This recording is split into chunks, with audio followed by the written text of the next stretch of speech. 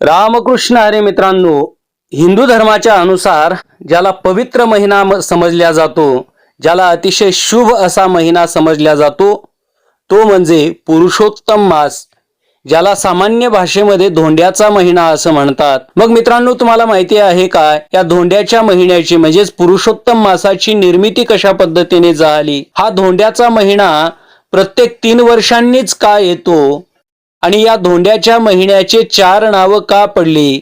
मलमास, पुरुषोत्तम मास, अधिक मास आणि धोंड्याचा महिना असे हे 4 नाव या महिन्याची का पडली? तर चला मित्रांनो, आजच्या या व्हिडिओमध्ये याच गोष्टीचा आपण विचार करणार आहोत। मित्रांनो, आपण पहिल्यांदा पाहूयात की या धोंड्याच्या महिन्याची निर्मिती म्हणजेच अधिक मासाची, पुरुषोत्तम मासाची निर्मिती कशा पद्धतीने झाली।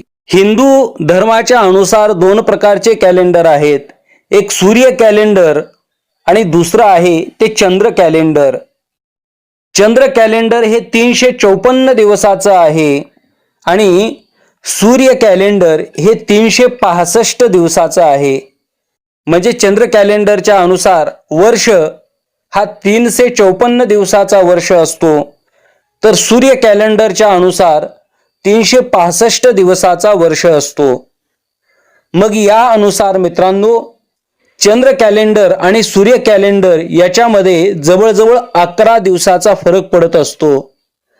असे प्रत्येक वर्षाचे 11 दिवस मिळून जो 3 वर्षाचा गॅप निर्माण होतो दोन्ही कॅलेंडर मध्ये, तो गॅप भरून काढण्यासाठी हिंदू कॅलेंडरच्या अनुसार, हिंदू धर्माच्या पंचांगाच्या अनुसार प्रत्येक 3 वर्षातून एक स्वतंत्र महिना निर्माण होतो, त्यालाच अधिक मास, धोंड्याचा महिना असं म्हणतात।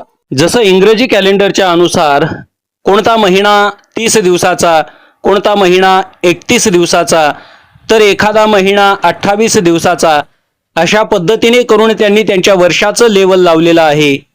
त्याच पद्धतीने हिंदू धर्माच्या अनुसार प्रत्येक सणाचं, प्रत्येक तिथीचं आणि प्रत्येक महिन्याचं लेवल अगदी योग्य पद्धतीने लागावं यासाठी जे उरलेले 11 दिवस आहेत चंद्र कॅलेंडरच्या अनुसार, त्या दिवसांची लेवल लागण्यासाठी प्रत्येक 3 वर्षातून एकदा येणारा महिना, त्यालाच धोंड्याचा महिना किंवा पुरुषोत्तम मास, अधिक मास असं म्हटलं जातं।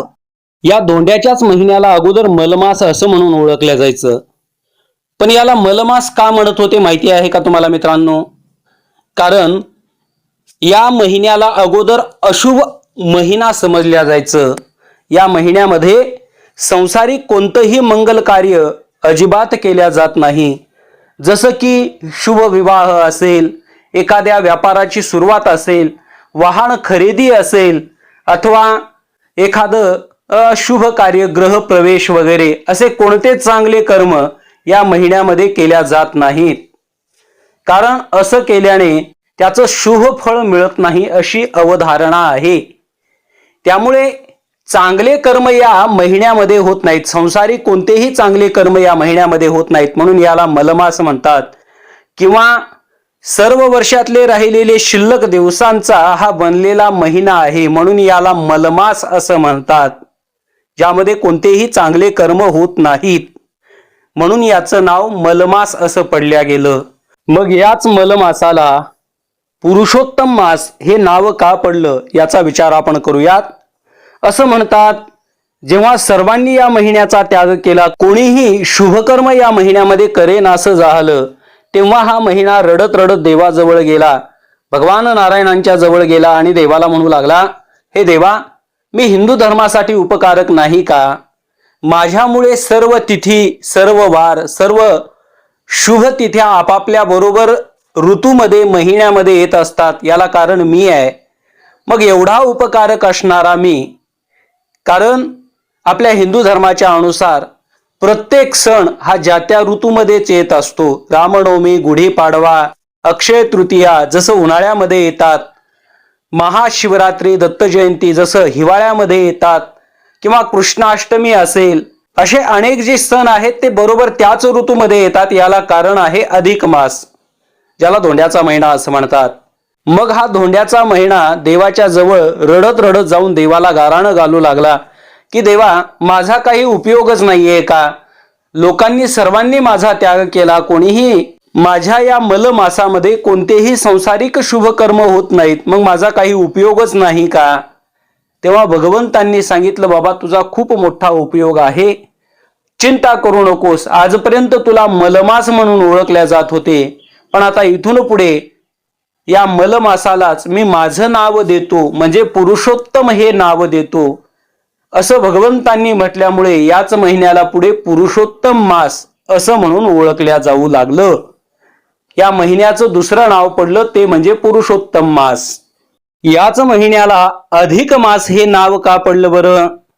असं म्हणतात, जेव्हा तो देवाजवळ रडू लागला, हा मलमास हा धोंड्याचा महिना देवाजवळ रडू लागला, तेव्हा देवांनी म्हटलं, रडू नकोस, संसारिक लोक तुझ्यामध्ये शुभकर्म करत नसतील, कारण संसारिक शुभकर्माचं मंगलकर्माचं फळ या महिन्यामध्ये जरी प्राप्त होत नसलं तरी या महिन्यामध्ये केलेले जे पारमार्थिक कर्म आहे, पारमार्थिक साधना आहेत, त्या सर्व साधनेचं फळ अनेक पटीने प्राप्त होईल. म्हणजे एकदा केलेली साधना त्याचं फळ 1000 पटीने प्राप्त होईल. अधिकस्य अधिकम फलम असं म्हटलेलं आहे. त्यामुळे या अधिक महिन्यामध्ये केलेलं कोणतंही परमार्थिक कर्म त्या पारमार्थिक कर्माचं फळ अधिक पद्धतीने प्राप्त होतं, म्हणून या महिन्याला अधिक मास असं म्हटल्या जातं. आता याच महिन्याला धोंड्याचा महिना का म्हटल्या जातो बरं? याचं काही असं शुद्ध शास्त्रीय कारण काही सापडत नाहीये, पण बहुतेक असं म्हटल्या जातं की या महिन्यामध्ये दानाचं विशेष महत्व आहे. चांगल्या ठिकाणी सत्कर्मामध्ये दान करावं. अन्नदान असेल, द्रव्यदान असेल, सुवर्णदान असेल किंवा गोदान असेल, या गोष्टीचं दान या महिन्यामध्ये करावं आणि तेही चांगल्या ठिकाणी करावं असं म्हटलं जातं. पण संसारिक लोकांनी याच्यातला मधला मार्ग काढलेला आहे.